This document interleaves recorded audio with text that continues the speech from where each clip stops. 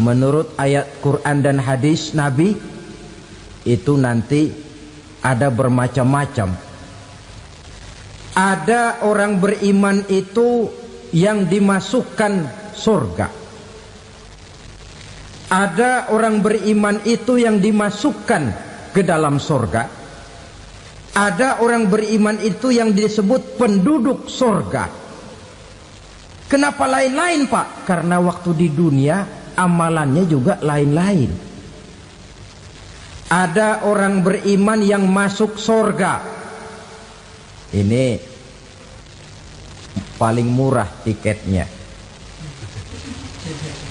Mau masuk surga?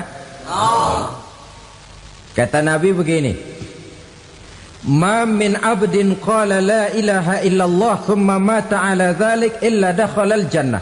Kalau seorang hamba sudah mengucap dua kalimat syahadat, dia yakin dengan kebenaran kalimat itu sampai matinya, orang itu akan masuk surga. Abi Dzar yang waktu itu diajak bicara heran, ya Rasul kok gampang betul? Iya, walaupun orang itu mencuri, iya, walaupun orang itu berzina, iya.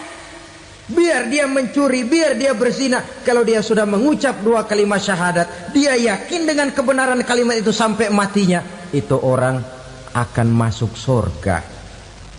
Jadi masuk surga cukup dua kalimat syahadat, yakin sampai mati, masuk surga. Itu perkara masuk. Tapi kalau pertanyaannya diterusin, masuknya kapan, Pak? Nah, ini lain lagi urusannya. Sebab ada yang masuknya itu langsung, ada yang mampir dulu. Di sana tempat cuma dua, kalau tidak surga, neraka. Mau ke surga tapi mampir dulu, yang mampirnya jelas di neraka. Kenapa? Dalam hadis qudsi ada riwayat, nanti itu di akhirat, setelah Allah selesai mengatur penduduk surga masuk surga, yang neraka masuk neraka, Allah berkata kepada malaikat Malik, malaikat Malik, labaik ya Allah, itu bajingan-bajingan tengik, manusia-manusia durjana yang waktu di dunia tidak mau sujud, jauh dari ulama, gemar melakukan yang munkarat dan maksiat, hidup di tengah masyarakat selalu jadi bibit keonaran, kufur, sudah masuk neraka semua. Sudah ya Allah. Nah, kalau sudah, coba sekarang kamu masuk, Malik. Saya, iya, masuk neraka. Mau apa ya Allah? Kata Allah, akhriju minan nar man kana fi qalbihi misqala habatin min khardalin min iman. Kau masuk neraka, cari di dalam neraka orang-orang yang ada imannya walaupun kecil sebesar biji zarah, angkat mereka keluar. Masuk malaikat Malik ke neraka, cari orang yang ada imannya, korek-korek. Ya repot, udah pada gosong. Yang ada imannya diangkat ke atas, yang ada imannya diangkat ke atas, lalu dimandikan di Nahrul Hayat, namanya sungai kehidupan di akhirat nanti. Cakep lagi rupanya, bersih lagi wajahnya, apel di hadapan Allah. Kata Allah, bagaimana mas? Kapok nggak sampean? Kapok ya Allah. Nah, kalau kapok, idhab fadkhulil jannah, pergi masuk surga sana. Berangkat mereka ke surga, ketemu sama teman-temannya yang udah sampai lebih dulu, yang nggak pakai mampir lagi. Terjadi dialog. Kata teman-temannya yang udah pada nyampe duluan, mas, iya, emang baru sampai? Saya baru sampai. Memang mampir di mana dulu mas? Kita sudah lama sampai di surga. Saudara buka surah Al-Muddatsir ayat 34-35. Ma salakakum fis saqar? Kenapa kamu mampir di neraka Saqar? Qalu lam naku minal musallin. Mereka menjawab, kami mampir di neraka Saqar mas, gara-gara dulunya kami waktu di dunia ndak pernah sholat. Ndak pernah sholat? Ndak pernah. Kan rumahnya dekat masjid, cuma dekat doang mas. Sholat mah enggak saya. Enggak pernah ngasih makan fakir miskin, enggak pernah hadir di majelis taklim, pendeknya enggak pernah melakukan kebajikan, maka saya pun mampir di neraka sakor. Untung betul saya punya iman mas sedikit. Waktu hidup di dunia dulu saya pernah mengucap 2 kalimat syahadat, sekali-kalinya waktu mau kawin. Masya Allah. Untung saja kawin, kalau nggak kawin polos.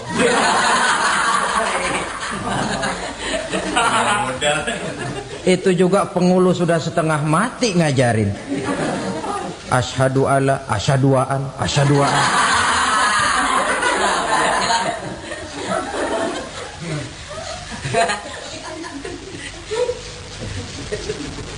Ini namanya masuk surga, ada mampir dulu. Ada pula orang mukmin itu yang dimasukkan surga. Namanya dimasukkan kan terima beres. Saya masuk ke rumah, jalan sendiri, cari tempat sendiri. Saya dimasukkan ke dalam rumah, terima beres, pokok ada di dalam, itu dimasukkan namanya. Nggak pakai mampir. Tapi tentu tiketnya lebih mahal ketimbang yang pertama tadi. Apa kata Allah? Innal ladzina amanu wa amilus salihat la ukaffiranna anhum sayyi'atihim wa la udkhilannahum jannah. Sesungguhnya orang-orang yang beriman kemudian beramal soleh, kami hapuskan segala dosa dan kesalahannya, kami masukkan mereka ke dalam surga. Lihat ayatnya, Allah yang memasukkan, kita yang dimasukkan. Tidak pakai transit, tidak usah mampir. Cuma tidak cukup syahadat, tidak cukup amanu, tapi diiringi dengan wa'amilus salih. Iman, amal. Tidak cukup syahadat, lalu dibuktikan dia sholat, dia zakat, puasa, lalu dia melakukan berbagai macam kebajikan. Ini yang menyebabkan dia tidak pakai mampir di tempat yang bernama sakor. Lalu ada pula orang mukmin itu yang disebut penduduk surga. Wah, ini sudah VIP ini. Ashabul jannah, penduduk surga. Siapa mereka? Kata Allah, innal ladzina amanu summa istaqamu fala khaufun 'alaihim wala hum yahzanun ulaika ashabul jannah hum fiha khalidun. Sesungguhnya orang-orang yang beriman lalu istiqamah, tetap dalam melaksanakan perintah Allah, tidak goyah, tidak labil tapi stabil, istiqamah, mereka tidak takut dan tidak bersedih hati. Merekalah penduduk surga. Iman, istiqamah. Tidak punya duit, sembahyang. Banyak duit, sembahyang. Miskin, sembahyang. Kaya, tetap sembahyang. Istiqamah. Kadang orang kalau susah rajin ke masjid, banyak duitnya ngelihat masjid melengos. Waktu miskin hamba Allah, setelah kaya jadi hamba harta. Bergeser, tidak ada nilai istiqomahnya. Saudara-saudara, dengan begitu penduduk neraka itu dua. Ada penduduk permanen, ada penduduk yang semi permanen. Yang semi permanen orang-orang beriman yang mempunyai dosa besar. Mereka masuk ke neraka untuk menerima azab sesuai dengan dosanya. Bila selesai masa azab itu, mereka akan diangkat untuk ditempatkan kembali ke dalam surganya Allah Subhanahu wa ta'ala. Nah, dikala itulah saudara-saudara, ada yang disebut syafaat dari Rasulullah Sallallahu Alaihi Wasallam. Tapi tentu jangan lupa, syafaat ini ibarat kain menambal dia. Kita punya kain bolong-bolong sedikit, syafaat yang menambal. Sholat kita ada kurang dikit, sedekah kita ada campur riak dikit, amalan kita ada tidak karena Allah dikit, kita berharap syafaat. Jadi biarlah kain masih bolong-bolong, yang penting punya kain. Tapi kalau kainnya tidak ada, yang ditambal apanya? sholat tidak, puasa tidak, zakat tidak, berharap syafaat saja. Ya, terlalu berlebihan itu. Saudara hadirin yang saya hormati, apabila selesai proses penghisaban, proses penghitungan, maka dikala itulah manusia terbagi dalam dua kelompok besar. Fariqun fil jannah wa fariqun fis sa'ir. Sekelompok orang-orang beruntung yang masuk ke dalam surga, dan sekelompok lagi masuk ke dalam neraka. Ibu-ibu, saudara-saudara kaum muslimin rahimakumullah. Pada pertemuan yang lalu sudah saya jelaskan bahwa hidup selalu berakhir dengan kematian. Apabila datang kematian menimpa seseorang, datanglah kiamat baginya. Itu yang disebut dengan kiamat kecil. Hakikatnya mati adalah perpindahan dari kehidupan di dunia ini menuju kehidupan di alam barzakh. Menunggu kita di alam barzakh sampai datangnya saat kiamat. Entah 10 tahun, entah 100 tahun, entah 1000 tahun, hanya Allah saja yang maha tahu.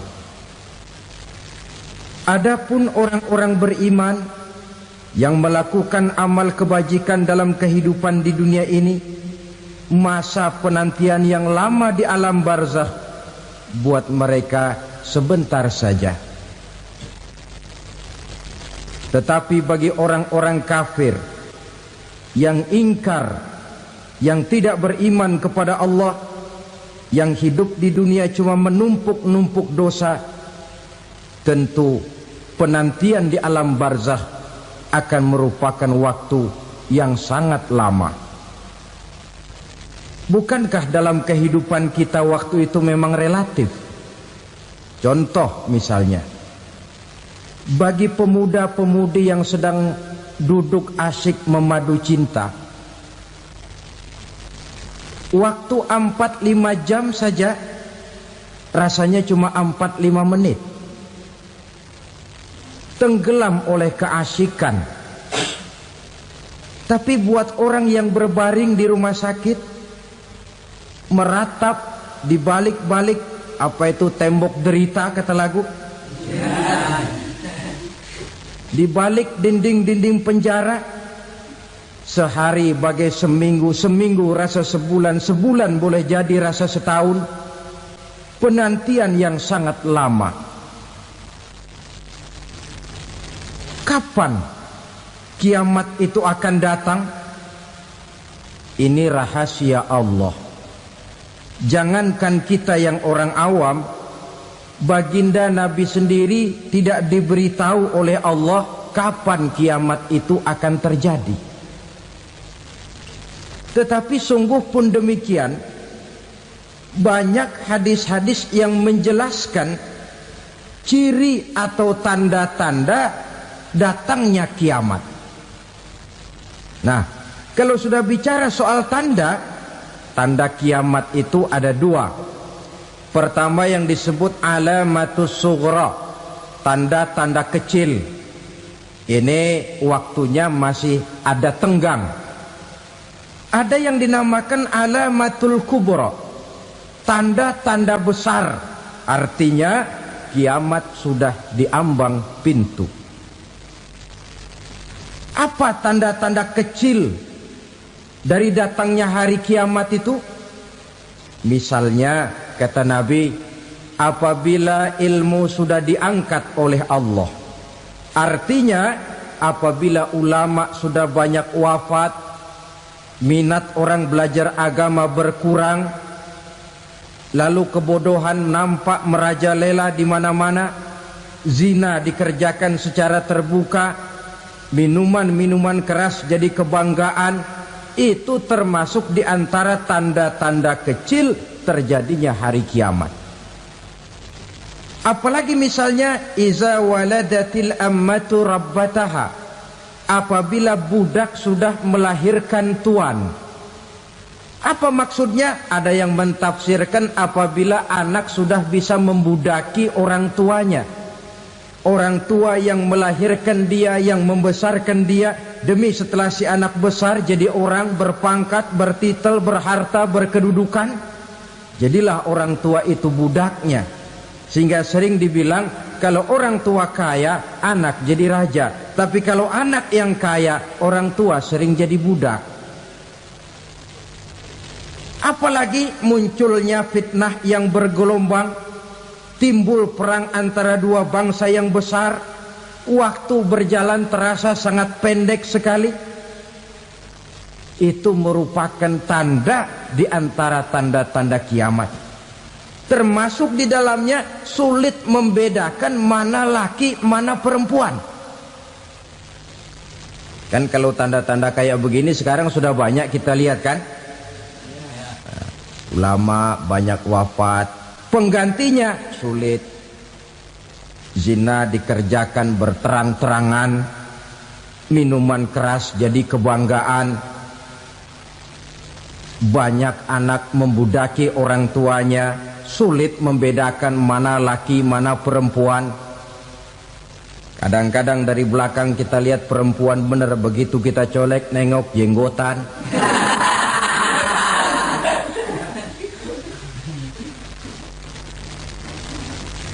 Ini termasuk tanda-tanda kecil, masih ada tenggang sampai akan terjadinya kiamat itu.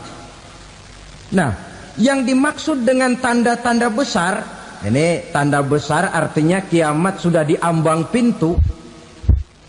Pertama, matahari terbit dari sebelah barat. Apabila matahari sudah terbit dari arah sebelah barat, tertutuplah sudah pintu taubat. Bersabda Nabi kita, la taqumus sa'atu hatta tatlu'a syamsu min maghribiha. Tidak akan datang hari kiamat sampai matahari terbit dari arah sebelah barat. Fa iza tala'at, manakala matahari telah terbit dari arah sebelah barat, wara'ahan nasu, manusia banyak menyaksikan itu, amanu ajma'un, mereka pun lalu beriman. Yang tadinya kafir, yang tadinya ingkar, yang tadinya membangkang, setelah melihat matahari terbit dari sebelah barat, buru-buru beriman, berlomba-lomba mengucap dua kalimat syahadat. Tapi apa yang terjadi? Kata Nabi, wadzalika hina la yanfa'u nafsan imanuha lam takun amanat min qabl. Hari itu adalah hari yang iman sudah tidak berguna lagi bagi seseorang apabila sebelumnya memang dia tidak pernah beriman. Au kasabat fi imaniha khaira, atau beriman tetapi tidak pernah melakukan kebajikan di dalam keimanannya itu. Hari yang sudah kasib, hari yang sudah terlambat, beriman tidak akan ada gunanya lagi. Ini pelajaran buat kita. Sebelum sang surya terbit dari sebelah barat, sebelum nafas sampai di tenggorokan, artinya pintu taubat masih terbuka. Kalau dua hal itu sudah terwujud, nafas sudah sampai di kerongkongan atau matahari sudah terbit dari arah sebelah barat, tertutuplah sudah pintu taubat. Tak ada lagi gunanya pangkat, jabatan, harta, bahkan beriman pun dalam suasana macam itu. Too late, kata orang Kulon. Sudah terlambat. Matahari terbit dari arah sebelah barat. Itu tanda besar, artinya kiamat sudah di ambang pintu. Lalu apalagi tanda besar? Munculnya Dajjal. Dajjal artinya pendusta-pendusta yang menyesatkan manusia. Ada dua macam Dajjal, saudara. Ada Dajjal kecil. Ini Dajjal kelas teri. Kalau ini sejak zaman Rasulullah sudah ada itu. Tiap zaman ada. Di zaman Rasulullah misalnya ada yang bernama Aswad al-Unsi dari Yaman. Ada yang namanya Musailamah Al-Kazzab dari Yamamah. Ada yang namanya Ibnu Sayyad dari Madinah. Ini dajjal-dajjal di zaman Rasul. Musailamatul Kazzab memproklamirkan diri jadi nabi dia. Di zaman Rasul masih hidup. Ini dajjal zaman Nabi. Di zaman sahabat muncul dajjal-dajjal. Di zaman kita sekarang ini dajjal-dajjal pun gentayangan. Dajjal-dajjal kelas teri. Kerjanya mendustakan manusia, menyesatkan manusia, memalingkan manusia dari jalan yang benar dan diridhoi oleh Allah Subhanahu wa taala. Adapun yang merupakan tanda besar dari datangnya kiamat, dajjal-dajjal kelas kakap. Pembohong-pembohong besar yang menyesatkan masyarakat manusia berpaling dari jalan Allah mengikuti jalan mereka. Apa sih ciri dajjal itu? Kata Nabi dalam hadis Bukhari Muslim, "Inna dajjala", sesungguhnya yang namanya dajjal itu yakhruju, satu saat akan muncul mendekati hari kiamat. Wa inna ma'ahu ma'an, si dajjal ini membawa air. Wa naran, dan juga membawa api. Dua simbol. Di tangan yang satu dia bawa air, di tangan yang satu dia bawa api. Wa ammal ladzi yarahu an-nasu ma'an fanarun, adapun yang orang banyak lihat air, hakikatnya adalah api. Yang dilihat api, hakikatnya adalah air. Oleh sebab itu, kalau api yang ditawarkan, ambillah air. Kalau air yang ditawarkan, pilihlah api. Maksudnya apa ini? Ini bahasa simbol, saudara-saudara. Dajjal bicaranya seolah-olah untuk kepentingan manusia, menawarkan surga. Surga yang dia tawarkan hakikatnya neraka. Hai manusia, kalau kau mau bahagia, jangan dekat-dekat dengan agama. Solat itu tidak efektif dan efisien, tidak produktif dari segi ekonomi itu. Menghadiri majelis taklim cuma buang-buang waktu. Tahajud, tasbih, tahlil, baca Quran, apa itu? Pekerjaan mubazir saja. Hidup ini cuma sekali, masa yang cuma sekali, manfaatkan dengan sebaik-baiknya. Mumpung, dibawanya sifat mumpung tetapi dalam pengertian yang sangat negatif. Bicaranya seolah-olah untuk kepentingan manusia, tetapi sebenarnya menjerumuskan manusia. Menawarkan air, tapi sebenarnya api. Menawarkan api, tapi hakikatnya air. Buat apa kamu sholat? Buat apa kamu bayar zakat? Buat apa kamu puasa? Surga yang dicanangkan Dajjal, hakikatnya neraka. Neraka yang digambarkan Dajjal, pada dasarnya adalah surga. Jadi memutarbalikan fakta itu kerjaan Dajjal. Yang hak jadi batil, yang batil dibilang hak, yang benar jadi salah, yang salah malah jadi benar. Tuntunan disuruh jadi tontonan, tontonan malah menjadi tuntunan. Itu pekerjaan Dajjal profesinya. Zamannya Nabi Adam, Dajjalnya kan iblis. Betul? Betul. Apa sih gang kerayuan iblis itu? Allah setelah menciptakan Nabi Adam kan bilang, Adam, kau dan istrimu Hawa tinggal di surga ini. Seluruh fasilitas yang ada di surga persilahkan kau nikmati. Satu yang tidak boleh, jangan coba-coba dekati pohon khuldi. Dekat saja jangan, apalagi sampai memetiknya. Datang Dajjal yang namanya iblis ini.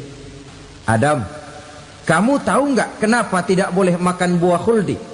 Ya nggak tahu, pokoknya saya dilarang. Bodoh kamu Dam. Khuldun artinya kekal.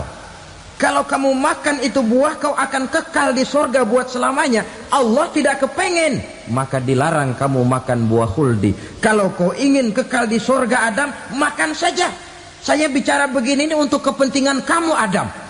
Ini kan ciri-ciri Dajjal. Bicaranya sih seolah-olah untuk kepentingan Nabi Adam, hakikat sebenarnya menjerumuskan Nabi Adam supaya ingkar dan melanggar larangan dari Allah Subhanahu wa ta'ala. Jadi setelah muncul Dajjal, timbul kekacauan-kekacauan di masyarakat.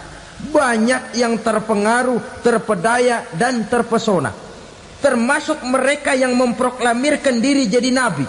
Mereka yang memproklamirkan diri jadi rasul di zaman sesudah Rasulullah wafat, itu adalah Dajjal-Dajjal. Maka saya ingatkan, kalau di zaman kita sekarang ini ada orang ngaku jadi nabi, ada orang ngaku jadi rasul, biar bahasa Arabnya kental, Quran hafal, hadis ribuan hadis hafal, biar pakai serban sampai menyengser ke tanah, bahasa Arabnya fasih, tapi dia mengaku jadi nabi, jadi rasul, kita umat Islam wajib tidak percaya. Wajib untuk tidak percaya. Itulah Dajjal-Dajjal zaman kita sekarang ini. Tidak mustahil mereka datang mempengaruhi orang awam supaya berpaling dari Rasulullah, mengikuti mereka. Nah, di akhir zaman nanti, mendekati hari kiamat, Dajjal ini muncul. Dajjal kelas kakap, menyesatkan masyarakat manusia untuk berpaling dari Islam, mengikuti seruan mereka. Apalagi di antara datangnya kiamat itu, tanda yang besar itu, turunnya Nabiullah Isa Al-Masih, putra Maryam. Menurut berbagai hadis yang sahih, Nabi Isa Al-Masih nanti akan turun lagi.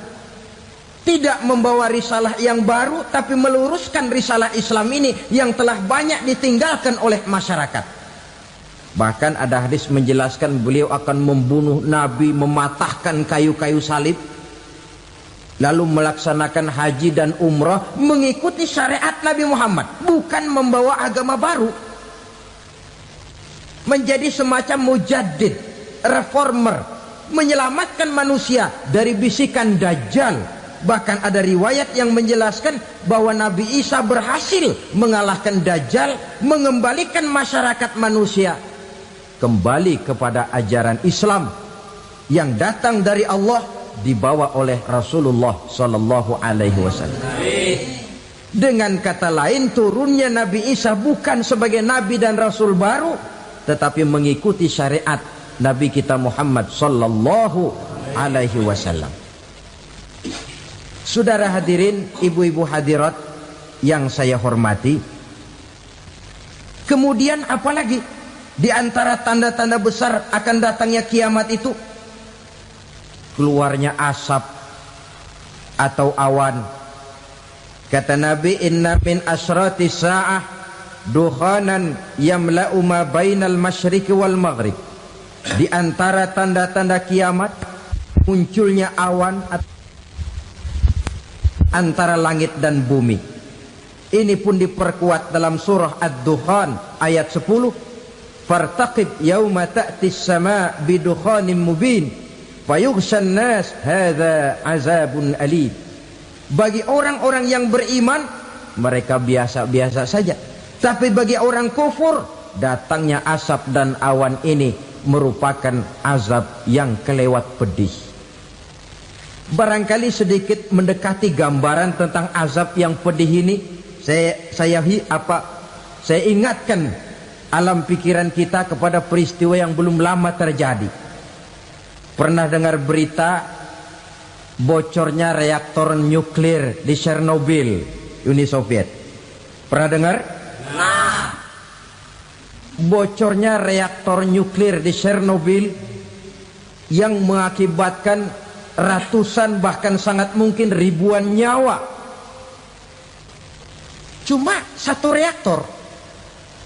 Bagaimana kalau seluruh cadangan nuklir yang dimiliki oleh para negara adik kuasa ini diledakkan?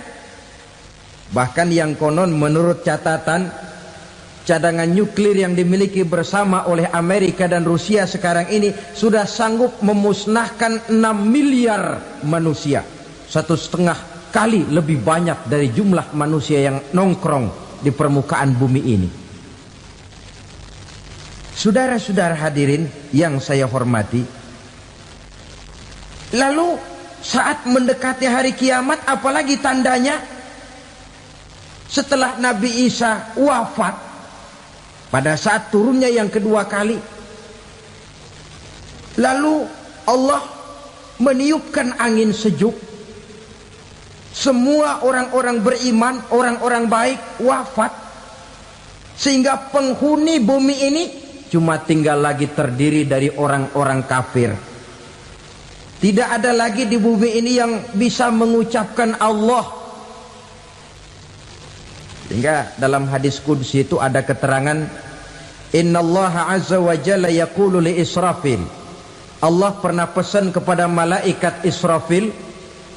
Kata Allah, Israfil, Iza sami'ta qailan yaqul Allah Allah fa akhirin nafakh 40 sanatan ikraman liqailiha. Hai Israfil, apabila kau dengar di permukaan bumi masih banyak orang yang mengucapkan Allah Allah, maka tunda sangkakala kiamat itu 40 tahun. Untuk apa? Ikraman liqailiha, menghormati orang yang mengucapkan Allah Allah itu. Wah, jadi karena sekarang masih banyak yang mengucapkan Allah, besar hatilah kita, masih jauh kiamat itu. Tapi jangan lupa, kiamat pribadi, kiamat kecil itu yang gak kita sangka-sangka. Ajal datang mencabut nyawa, itu kiamat pribadi, dan itu yang pasti kita hadapi, dan itu yang membuat kita tidak boleh bersikap main-main di dalam kehidupan sekarang ini. Saudara hadirin yang saya hormati, tidak ada lagi orang-orang muslim. Seluruh penduduk dunia ini kafir. Lalu terciptalah struktur sosial yang berlandaskan prinsip hidup semau gue. Bakal terjadilah prinsip di mana yang kaya menyantap yang miskin, yang kuat menindas yang lemah. Hidup sudah bagaikan di rimba belantara, berlaku hukum rimba. Siapa yang kuat dia yang menang, siapa yang lemah menjadi mangsa. Timbul kekacauan, maksiat merajalela, munkarat menjadi-jadi, sehingga isi bumi ini penuh dengan segala macam perbuatan dosa. Tidak ada perlunya lagi alam diperpanjang temponya. Datang saat yang sudah dijanjikan oleh Allah Azza wa Jalla, maka terjadilah yang disebut kiamat kubra, kiamat besar, kiamat ancur-ancuran. Bagaimana kejadian ini dimulai? Dalam surah Az-Zumar ayat 68, Allah Subhanahu wa taala berfirman, "Wa nufikha fis-suri fasa'iqa man fis samawati wa man fil ardi illa man sya'allahu." Maka manakala ditiuplah sangkakala, terkejutlah seluruh yang ada di langit dan seluruh yang ada di bumi. Bila saat kiamat datang, Allah perintah malaikat Israfil, Israfil, tiup sangkakalamu. Ditiuplah sangkakala oleh malaikat Israfil. Yang akibat daripada tiupan itu, seluruh yang ada di langit, seluruh yang ada di permukaan bumi terkejut. Yang ada di langit siapa? Malaikat kan. Bayangin aja kalau malaikat kaget, apalagi kita. Terkejut seluruh makhluk yang ada di bumi, yang ada di langit mendengar suara sangkakala itu. Bunyinya tidak sanggup kita bayangkan dahsyatnya. Ledakan nuklir, ledakan neutron, belum apa-apa ketimbang bunyi sangkakala malaikat Israfil ini.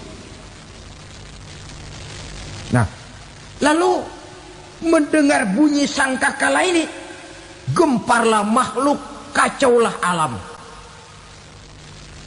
Bumi gempa, planet-planet bertabrakan, gunung meletus, air laut tumpah ke darat, angin topan bertiup, halilintar menyambar. Lalu semua yang bernama hidup mati total. Mati bareng tanpa persiapan. La haula wala quwata illa billah. Saya kadang-kadang dalam tafakur bermohon, ya Allah, mudah-mudahan saya enggak nemuin kiamat beneran. Ngeri. Tidak bisa kita bayangkan macam apa suasana seperti itu. Allah saja banyak memberikan gambaran, misalnya Al-Qari'ah, wa mal qari'ah, wa ma adraka mal qari'ah. Kejadian yang menggemparkan. Tahukah kamu apa kejadian yang menggemparkan itu? Yauma yakunun nasu kal farasil mabsus wa takunul jibalu kal ihnil manfus. Pada saat itu manusia berterbangan bagai kupu-kupu, gunung berterbangan seperti kapas ditiup angin. Gunung saja macam kapas, konon lagi manusia. Kematian total, mulai semut sampai gajah mati, jin mati, iblis mati, malaikat mati. Malaikat saja mati. Saudara hadirin yang saya hormati, kematian total yang tanpa persiapan. Orang bilang, Pak, kalau mati bareng begitu yang repot malaikat maut dong ya. Cabut sana, cabut sini. Itu kalau menurut logika kita, mestinya begitu menurut logika. Tapi logika juga yang nggak perlu serepot itu. Sebab untuk mematikan listrik di wilayah DKI, di wilayah Jakarta, nggak perlu tiap rumah didatengin, matiin, ya lama. Cukup dari kantor pusatnya saja PLN, tekan satu tombol, gelaplah seluruh Jakarta. Saudara hadirin yang saya hormati, kematian total. Lalu setelah kematian total, planet-planet juga mati, dalam arti tidak bergerak dan beredar. Angin mati, dalam arti tidak bertiup. Air mati, dalam arti tidak ada riak gelombang. Pokoknya semua mati. Kullu nafsin za'iqatul maut. Semua yang bernafas mati. Dalam ayat lain, kullu man 'alaiha fan. Semua yang ada di permukaan bumi fana. Yang kekal cuma Allah Subhanahu wa ta'ala. Yang paling belakang mati, malaikat maut dan malaikat Israfil. Tapi mati juga sesuai dengan janji Allah. 40 lamanya. Tidak dijelaskan oleh Abi Hurairah 40 jam, apa 40 hari, apa 40 tahun. Hadis-hadis cuma menyebutkan 40 saja. Sunyi alam, yang tinggal cuma Allah saja lagi. Ketika itu Allah berseru-seru, katanya, limanil mulkul yauma. Siapa para penguasa hari ini? Mana itu raja-raja dan penguasa yang dulu mengaku jadi Tuhan? Fir'aun. Mana Fir'aun sekarang?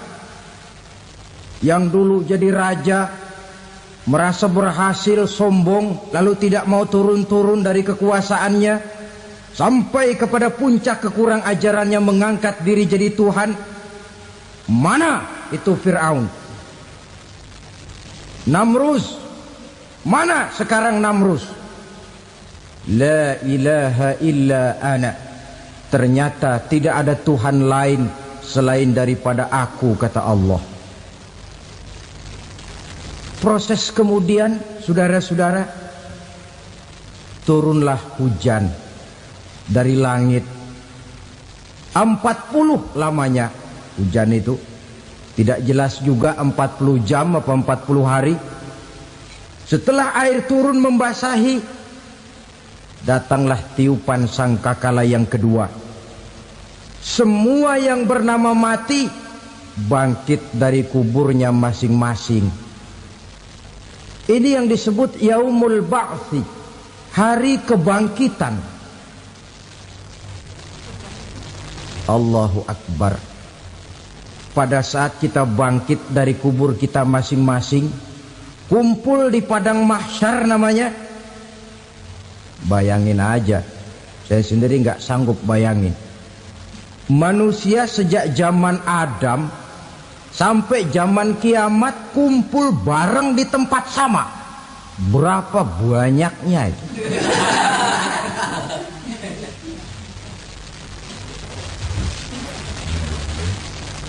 Dan yang luar biasa menurut satu riwayat, pada saat bangkit itu, Masya Allah, roman muka kita berubah,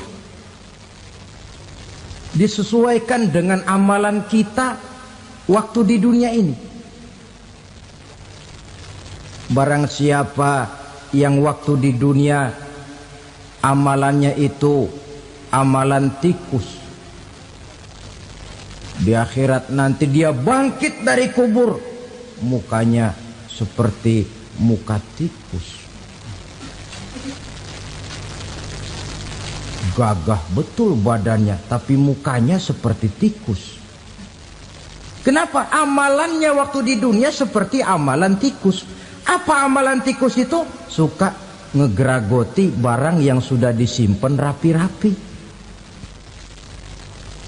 Orang sudah simpan uang rapi-rapi, simpan perhiasan rapi-rapi, digeragoti oleh tikus. Maling-maling, pencoleng-pencoleng, koruptor-koruptor. Itu nanti di akhirat nanti kita lihat mukanya seperti muka tikus. Oh ini waktu di dunia suka nyolong, mukanya seperti muka tikus. Barang siapa yang waktu di dunia ini amalannya itu amalan macan, dia akan bangkit nanti mukanya seperti muka macan. Apa amalan macan? Macan itu amalannya menang-menangan. Orang yang mau menang saja nggak mau mengalah. Coba lihat di hutan, kenal hutan nggak? Di hutan, raja hutan di mana-mana pasti macan. Betul kan? Betul. Padahal hutan belum pernah bikin pemilihan umum. Tapi macan tidak peduli ada pemilihan umum apa tidak, pokok saya raja. Sebab apa? Macan jadi raja itu bukan karena benar, tapi karena kuat jadi raja. Setelah dia jadi raja, rakyat hutan yang mesti dilindungi malah dimakan oleh raja macan. Kambing rakyat hutan dimakan oleh macan. Ayam rakyat hutan dimakan oleh macan. Itu nanti kita lihat di akhirat itu mukanya seperti muka macan, gagah betul. Lalu barang siapa yang di dunia ini amalannya itu seperti amalan anjing, nanti dia punya muka seperti muka anjing. Apa amalan anjing? Pertama, anjing itu kalau disuruh jaga rumah, dia tidak bisa membedakan mana maling, mana tamu. Biar yang datang maling, kalau bawa tulang, anjing kalem. Yang kedua, anjing itu akan setia kepada siapa saja yang memberinya roti. Siapa yang memberinya roti, itulah majikannya. Apa kata majikannya, pasti dia laksanakan. Soal benar atau salah, dia tidak peduli. Setelah anjing dapat roti, dia tidak punya pilihan lain kecuali bilang, abdi mah kumaha juragan wae ayeuna mah.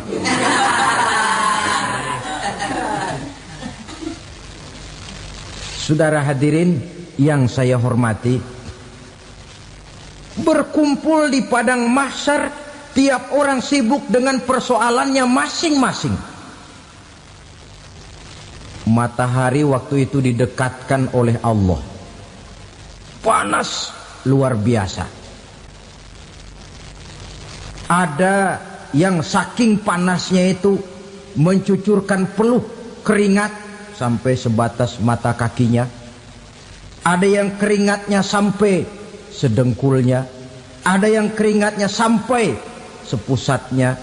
Ada yang keringatnya mengalir sampai sebahunya. Ada yang kelelap oleh keringatnya sendiri, sementara orang di sampingnya nggak apa-apa. Bergantung lagi amalan dia waktu di dunia ini. Saudara-saudara, sebagian orang dalam kepanikan padang mahsyar berombong-rombong datang mereka menghadap Nabi Adam. Ya Adam, anta abal bashar. Hai Adam, Tuhan adalah bapak moyang manusia. Kami sebentar lagi akan disidang, dimintakan pertanggungan jawab. Tolonglah kami, hai Adam. Kata Nabi Adam, jangankan nolongin sampean, saya sendiri tanggung jawab di hadapan Allah ketika dulu tidak boleh makan khuldi, saya serobot. Sudahlah, urus diri masing-masing saja, nafsi.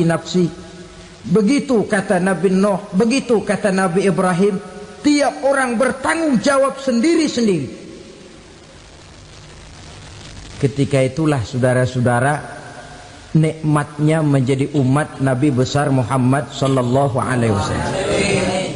Sebab apa? Walaupun menurut abjad kita ini umat paling belakang, paling belakang kita ini toh, karena Nabi Muhammad adalah Nabi akhir, tapi akan dihisap lebih dulu, lewat di atas sirat lebih dulu, masuk surga lebih dahulu ketimbang umat-umat belakangan. Ketika Rasul mendekati ajal, beliau tanyakan itu kepada malaikat Jibril. Malaikat Jibril berkata, Muhammad jangan khawatir, Allah sudah berjanji, inni haramtul jannata ala sairil anbiya hatta tadkhulaha anta wa haramtuha ala sairil umami hatta tadkhulaha ummatuka. Surga aku haramkan buat seluruh nabi kecuali kalau engkau Muhammad sudah masuk ke dalamnya, dan surga aku haramkan buat seluruh umat kecuali kalau umatmu Muhammad sudah masuk ke dalamnya. Logikanya, walaupun menurut abjad kita umat paling belakang, bakal dihisap paling dulu, lewat di atas sirat paling dulu, masuk surga paling dulu, kalau mampir ke neraka juga paling dulu. Ya resiko. Jangan mau enaknya aja paling dulu. Saudara hadirin yang saya hormati, setelah masa kebangkitan itu jangan dikira begitu bangkit langsung diperiksa. Masih menunggu menanti ribuan tahun perhitungan padang mahsyar untuk sampai kepada proses yang disebut yaumul hisab, hari perhitungan. Seorang demi seorang bakal dipanggil. Bayangkan saja, kita se-RT saja di absen, kadang-kadang perlu waktu lama. Ini manusia sejak zaman Nabi Adam sampai datang hari kiamat, satu demi satu disidang di hadapan Qadhi Rabbul Jalil. Status sosial copot sudah waktu itu. Yang pernah jadi hartawan di situ tidak lagi kelihatan kehartawanannya. Yang pernah jadi jenderal tidak lagi dipanggil jenderalnya. Yang ustadz tidak lagi dipanggil al-mukarramnya. Seluruh status sosial selesai.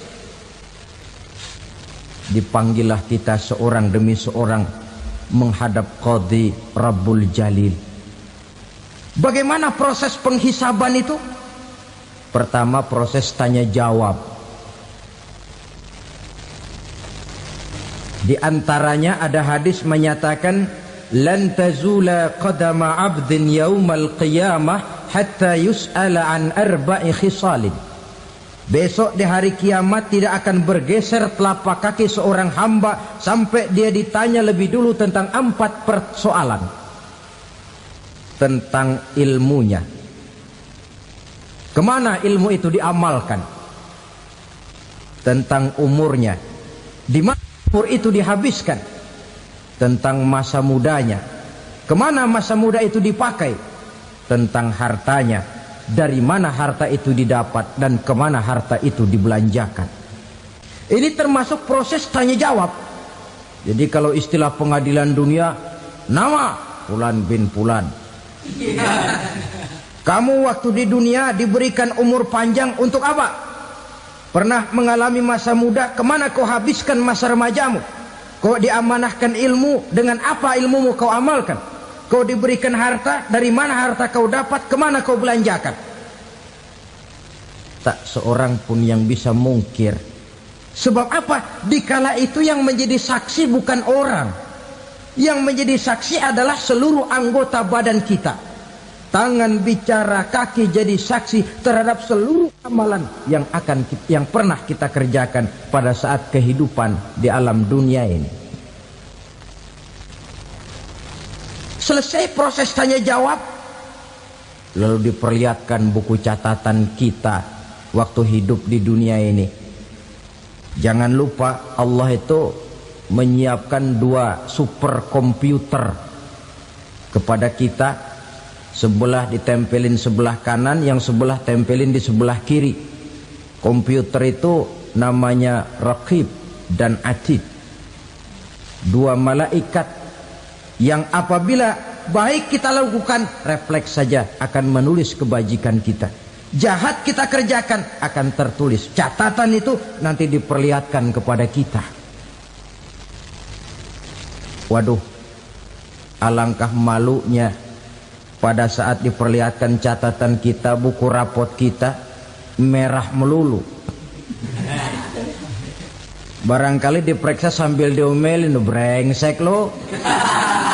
Buku merah melulu begini, bagaimana waktu hidup di dunia? Tidak cukup diperlihatkan buku catatan kehidupan, rekaman kehidupan. Rekaman kehidupan kita secara utuh sejak terlahir sampai ajal datang merenggut nyawa. Barangkali mirip dengan video sekarang ini, di mana terekam dengan baik seluruh kegiatan kita, sejak yang sekecil-kecilnya sampai kepada yang sebesar-besarnya. Untuk kemudian kita pun menerima balasan. In khairan fa khairun wa in syarran fa syarrun. Kalau baik ya baik balasannya, kalau jahat ya jahat juga balasannya. Catatan-catatan kita diberikan. Kalau banyak kebajikannya diberikan di tangan kanan dengan cara yang halus. Kalau banyak kejahatannya diberikan dari sebelah kiri atau dilempar dari belakang. Itulah sebabnya sejak di dunia ini kita sudah mohon kepada Allah. Ketika berwudu membasuh tangan kanan, apa kita bilang? Allahumma a'tini kitabi biyamini wa hasibni hisaban yasira. Ya Allah, berikan saya kitab di tangan kanan, dan kalau saya memang perlu dihisap, hisaplah saya yang seringan-ringannya. Tangan kiri berlindung kita kepada Allah, jangan sampai diberikan kitab di tangan kiri atau dari arah sebelah belakang.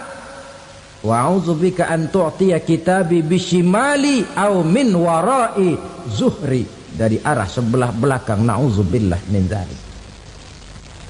Setelah selesai lewat proses penghisaban, lewat mizan, timbangan, maka yang sudah selesai dihisab itu bergeraklah menuju sirat, jembatan yang terbentang menuju surga melalui neraka. Saudara-saudara, panjangnya perjalanan sirat itu memakan waktu ratusan tahun. Tetapi orang yang lewat di atas sirat pun macam-macam, bergantung amalannya ketika di dunia ini. Ada yang lewat di atas sirat itu kalbarkil khatib, seperti kilat yang menyambar, lep, sudah sampai dia di surga. Cepat bukan main. Ada yang lewat di atas sirat itu seperti orang lari-lari. Ada yang lewat di atas sirat itu seperti orang jalan biasa.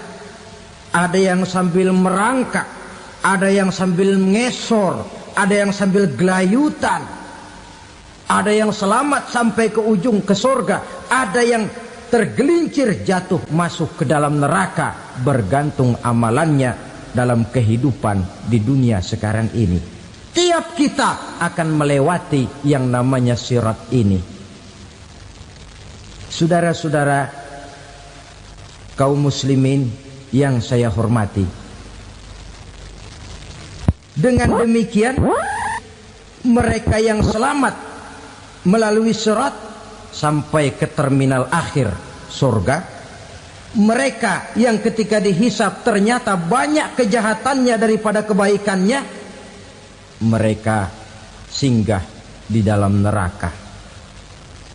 Nah, adapun orang-orang yang beriman menurut ayat Quran dan hadis Nabi itu nanti ada bermacam-macam.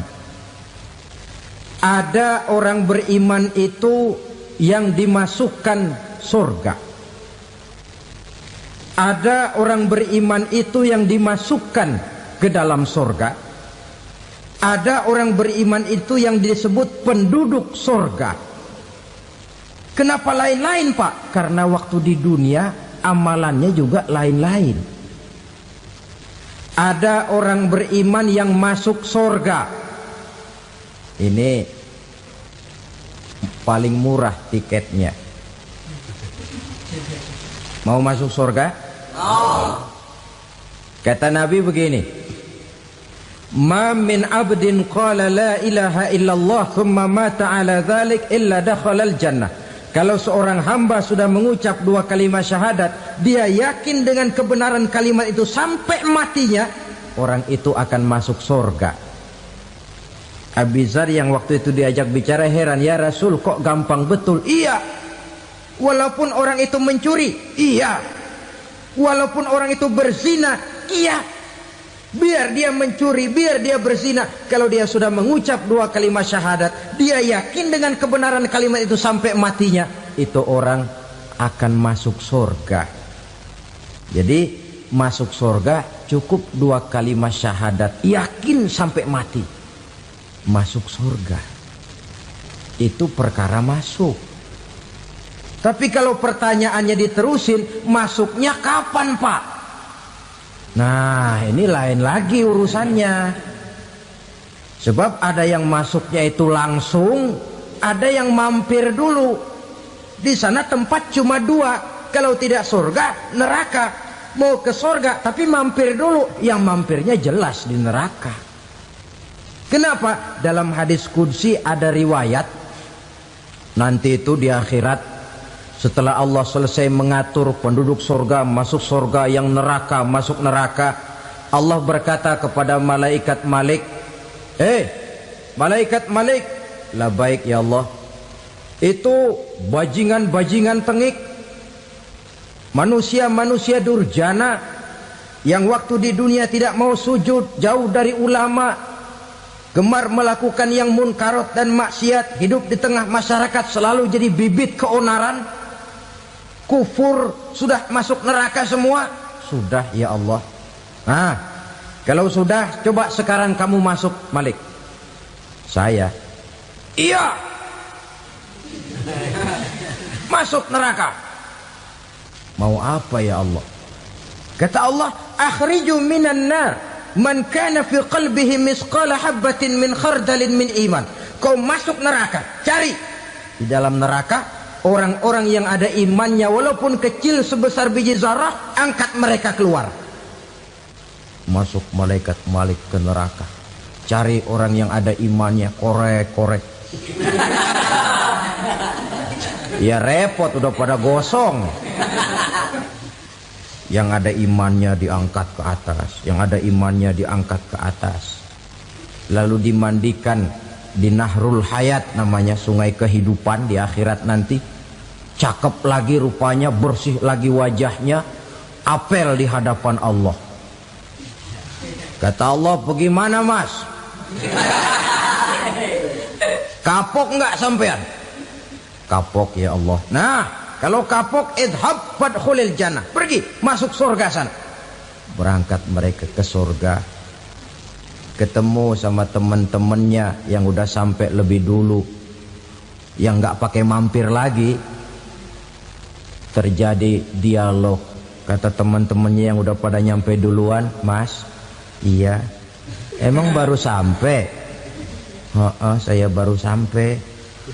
"Memang mampir di mana dulu, Mas? Kita sudah lama sampai di surga."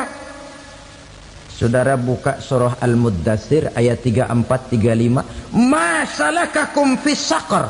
Kenapa kamu mampir di neraka Saqar? Qalu lam naku minal musallin. Mereka menjawab, "Kami mampir di neraka Saqar, Mas, gara-gara dulunya kami waktu di dunia ndak pernah sholat."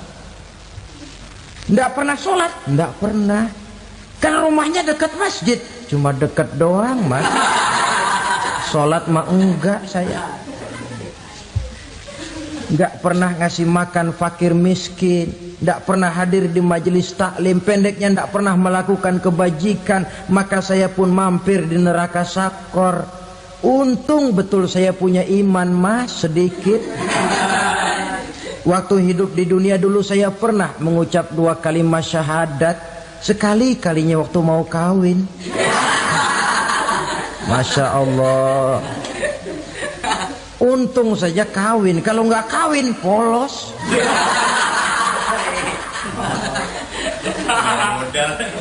Itu juga penghulu sudah setengah mati ngajarin. Asyhadu alla, asyaduaan, asyaduaan.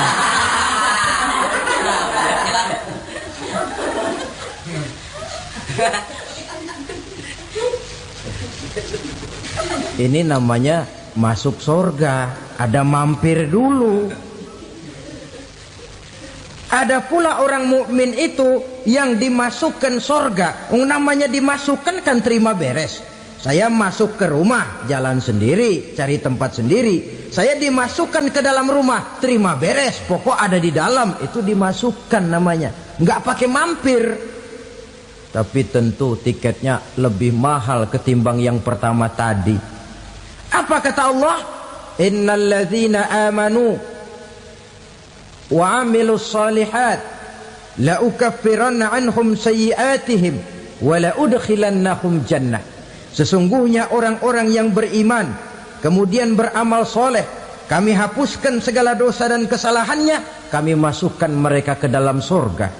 Lihat ayatnya, Allah yang memasukkan, kita yang dimasukkan. Tidak pakai transit, tidak usah mampir.